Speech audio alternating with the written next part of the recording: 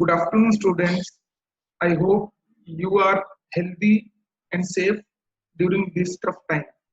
I, Dr. Vikas Singh, welcome you all to the digital learning platform of Agarwal Vidya Vihar English Medium College.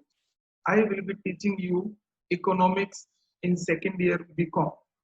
The subject economics is not new to you. You have already studied this subject previously.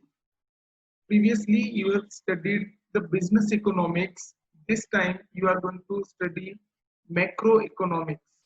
Business economics is applied economics, whereas macroeconomics is a pure economics.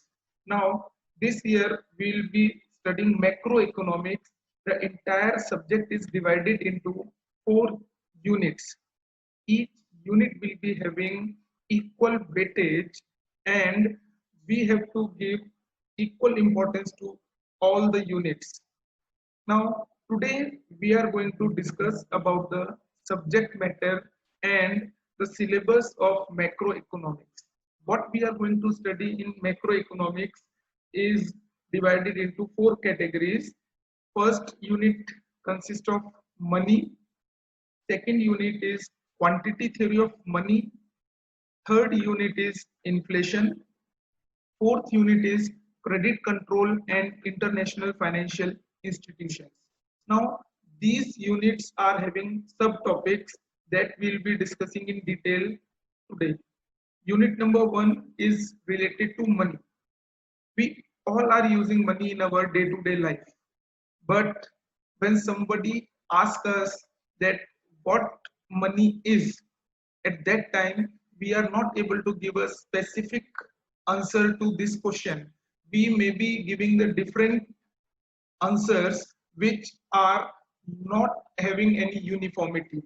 Now, in this unit, we are going to study about that what is money, how money came into existence, what is the need of money, what function money performs, and the journey of money till today's situation. First topic that we are going to study in this is meaning and definition of money. Now, money is one of the greatest invention of the man, and it is having a various functions. So it is very difficult to define money in a definition which is universally accepted. So different people have tried to define money on the basis of their function. So these definitions are functional definition. Second thing that we are going to study in this unit is functions of money. As I told that the definition of money is based on its functions. So if the money is performing the various functions, then a person can define money on the basis of the function which he thinks is more important as compared to other functions. Therefore, the money is defined by the different economists on the basis of different parameters. Third thing that we are going to study is money and near money. Now, in today's economy, we are not only dealing with money, but we are also dealing with the certain things which function as a money, which is not money, but it is near money, which includes your financial instruments like check. Check is not money, but it acts as a money. So in this unit topic, we are going to study that what are the near money instruments that are used in the modern economy. Then we are going to study about the objectives of demand for money. That means who is demanding money. Now, money is not demanded just for the sake of holding it with us. Money is demanded for a particular purpose. Now, we have to identify that who is demanding money and why he is demanding money. So, that is why we have to study about the objectives of demand for money. Then it comes to the classical views on demand for money. Now, the views of economists can be divided into 2 categories. One is your classical economists or classical thinkers, another is your modern thinkers. Now, classical thinkers are those thinkers who are having a strong belief in the old theories, whereas the modern economists are those who are accepting the modern views, or those who are including the current things or current instruments into consideration. So classical views we have to study on the demand for money. That means what they are considering while considering the demand for money. Second is your Keynesian views on demand for money. Keynes, J.M. Keynes, who is considered as the Lord Keynes. So he has given various reasons for demanding the money. These reasons are different from the classical views, because classical people are rigid. They are having a fixed mentality that money is demanded only for a particular purpose, whereas the Keynes has given a flexibility to the purpose for which money is demanded. Then it comes regarding the factors affecting demand for money. Now, as you have studied in business economics, the demand for any commodity or anything is affected by number of factors.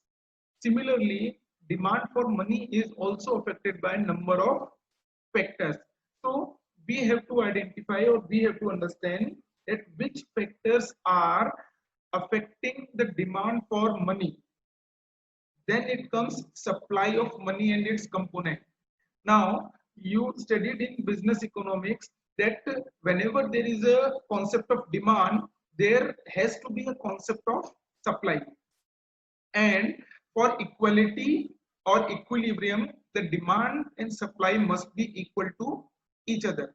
So when we are studying about the demand for money, then we have to study about the supply of money also. Now, as we have seen that why money is demanded, what are the factors which are affecting the demand for money, same way we have to study that who supplies money and what are the components that are playing important role while measuring the supply of money. So in unit 1 we are going to deal with these topics which are related to money. Then it consists of factors affecting money supply. Second unit, that is related to quantity theory of money. Now this unit is mainly dealing with that why money is demanded. So the answer of this question was given by the classical economists, and they have given it on the basis of the quantity theory of money. Now, there are various economists who have given their views. First, we have to study the views of a Fisher's cash transaction approach. The name of this economist is Irving Fisher. Now, he has given the importance to the cash transaction function of money. We are going to study in unit number 1 that what are the various functions which money performs. So one function that money performs is that it acts as a medium of transaction. So Irving Fisher has considered transaction as a main base for determining the quantity theory of money. Then it comes to the Pigou. Pigou has considered the cash balance approach. Now he has considered that money is not only demanded for the transaction, but money is also demanded for saving, or money is also demanded to safeguard ourselves.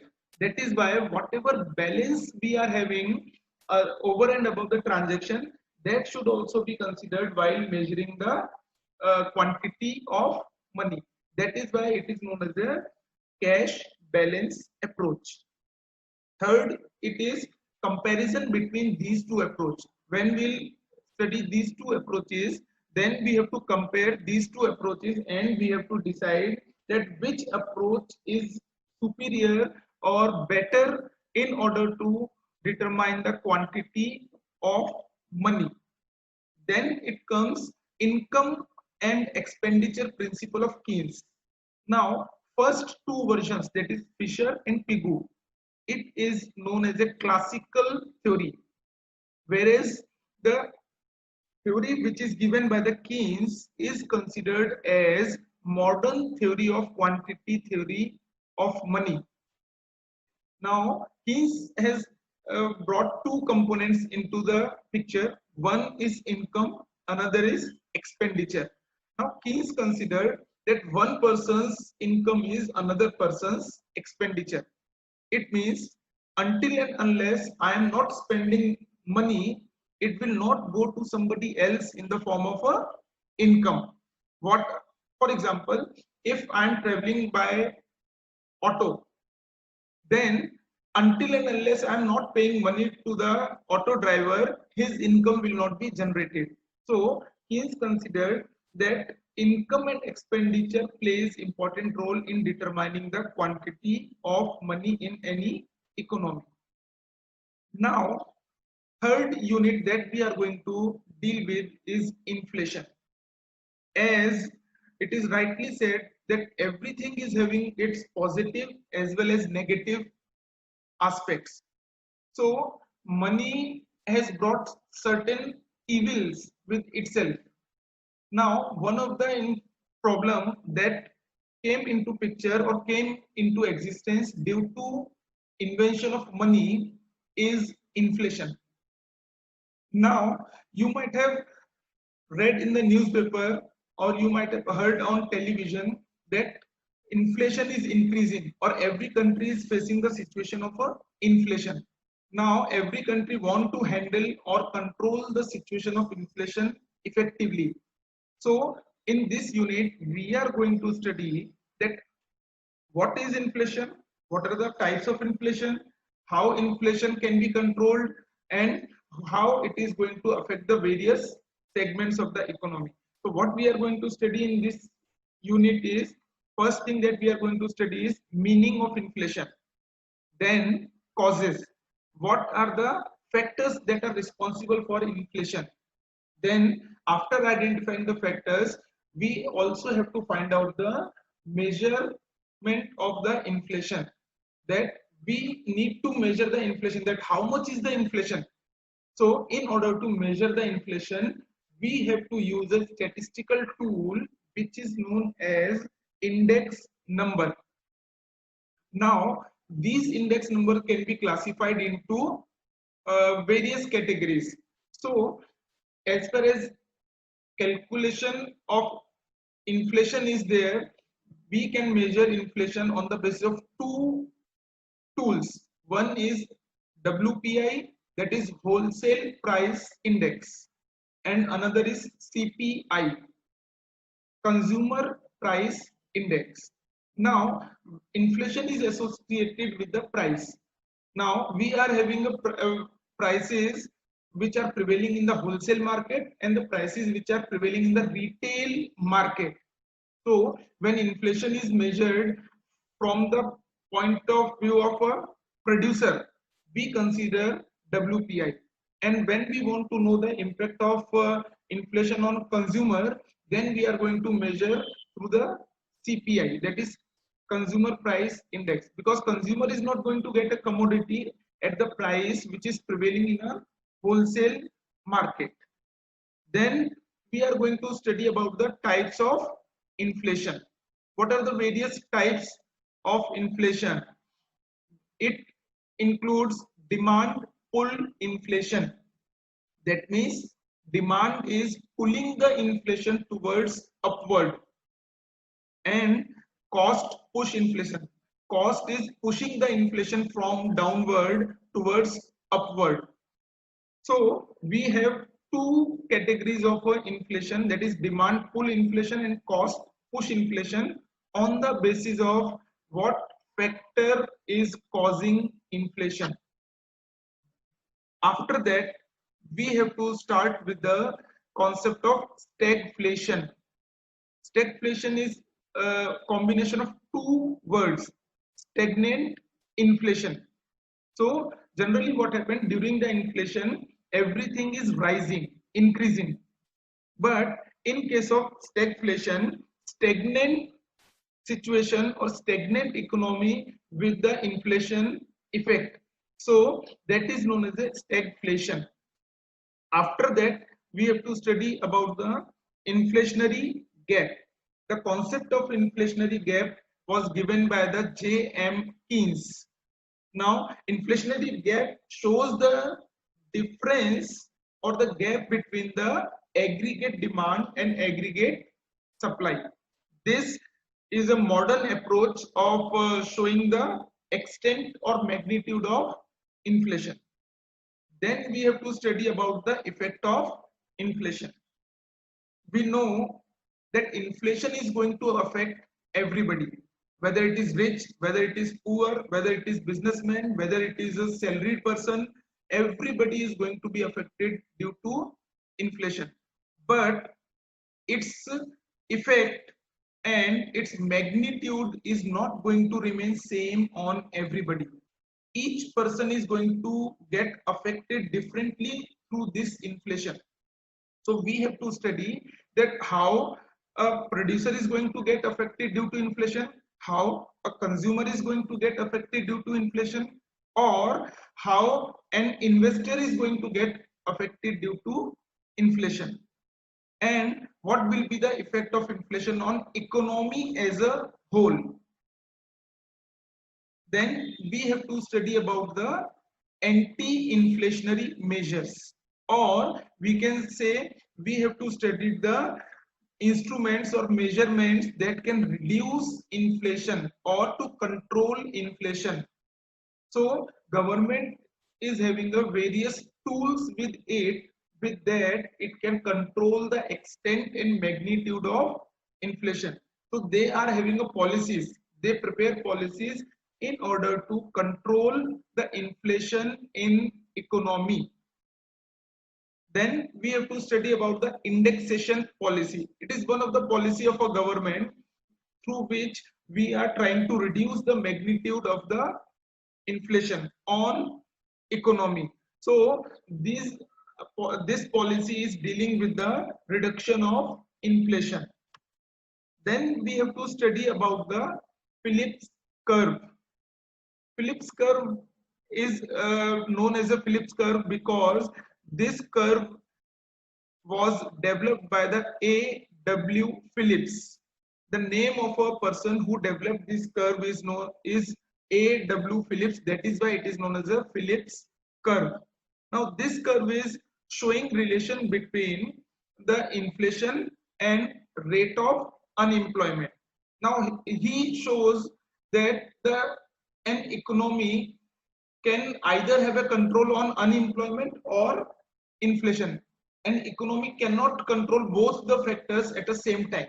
So when we will be discussing this in detail, at that time we will come to know that what will be the shape of a curve and why the economy is not able to control both the factors at the same time. Then we have to study about the natural rate of inflation. There is no country in the world which is not having inflation. Some countries are having a high magnitude of inflation. Some countries are having a mild inflation. Some countries are having a controllable or moderate inflation. Therefore, inflation is not avoidable situation. No country can escape from the inflation effect. So inflation is going to be there. But what is the natural rate of inflation? Now, natural rate of inflation means the rate which economy can tolerate, or the rate at which economy will be having a least loss, or economy will have a least adverse effect. That is known as a natural rate of inflation. So after studying this inflation, we have to study the concept of deflation. Deflation is opposite of inflation. Now, neither inflation nor deflation, both the situations are not good for any economy. Now, inflation is considered as a rise in price, whereas deflation is considered as a fall in a price. Now, as a normal person, we can think that whenever price is falling, it is good for us. we will get a cheaper commodity or we will get a more commodity at a less price. But when we are going to analyze its effect on economy, then we'll come to know that inflation or deflation, none of them is good for the economy. Therefore, we are going to study about the deflation, in which we will be studying about the meaning of deflation and what are the effects of inflation on deflation on economy. So this is what we are going to study in the unit number 3. Then comes unit number 4, that is credit control and international financial institution. Now we all know that today's economy is functioning on the credit system. Now credit system helps to be controlled by somebody. Now in this unit we are going to study about the two things. One is the credit controlling agency, another is international financial institutions. Now credit controlling agency or institution means that who is going to control the extent or level of credit in the economy. Now credit is based on the money, so it is indirectly related to the money. In this we are going to study about the central bank. As far as the banks are concerned, broadly we can group them into two categories. One is central bank, another is commercial bank. Now the banks in which we are having our account, saving account, current account or fixed deposit account, these banks are commercial banks. They are dealing with the public, whereas central bank is the controlling authority of money in the economy. Now every country is having a central bank which controls and monitors the money related activities in the economy. In India, the role of central bank is performed by the Reserve Bank of India. So what we are going to study in this is that what are the functions of a central bank. Central bank of any country, what role and function they perform in economy. Now as we are going to concentrate our study only up to that our country, that is why we are going to study about the function of central bank in India, that is Reserve Bank of India. Then we are going to study about the tools of credit control.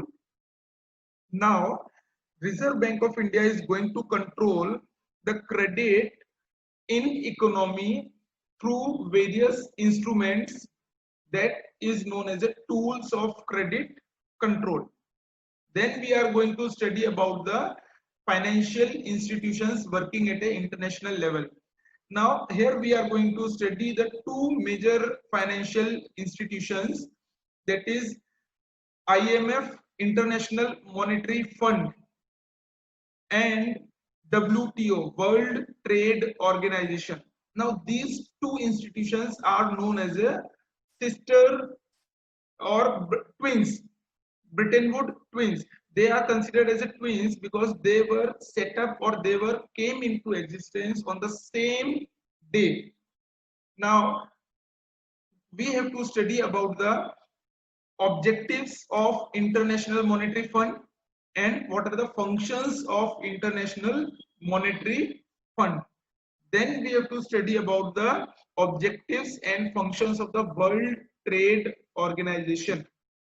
Now these four units are going to be a part of your macroeconomics.